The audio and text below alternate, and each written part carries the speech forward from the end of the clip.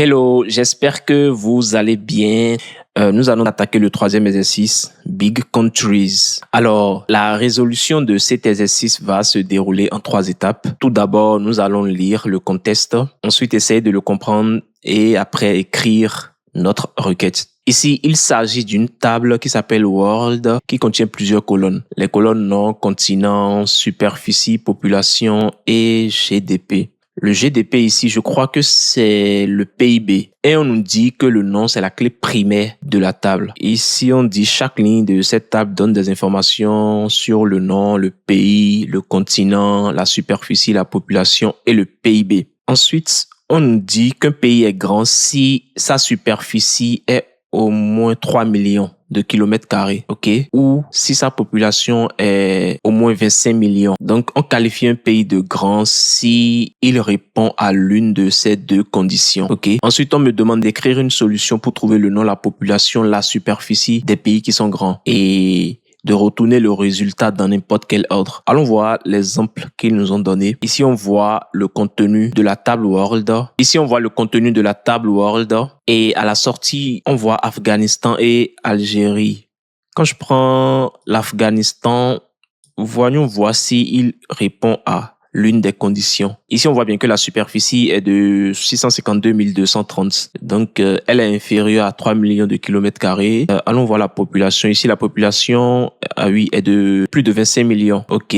Donc, ça veut dire que c'est à cause de la population que l'Afghanistan ressort dans le résultat, puisque la population est supérieure à 25 millions. Ensuite, l'Algérie.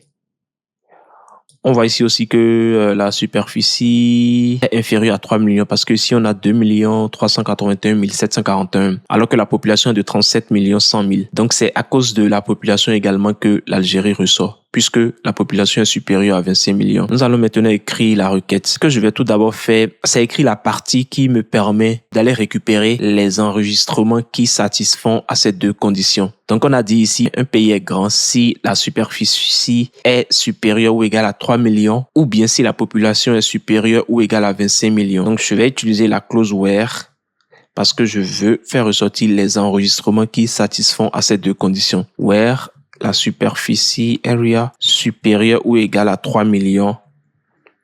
On a dit ou, donc or la population est supérieure ou égale à 25 millions. Maintenant que j'ai écrit la seconde partie, je vais mettre un espace pour écrire la première partie de ma requête. Ici, on veut aller chercher le nom, la population et la superficie des pays qui répondent à ces conditions. Donc, je vais utiliser select name population et on a dit area from. Je vais mettre le nom de ma table. Donc ici c'est world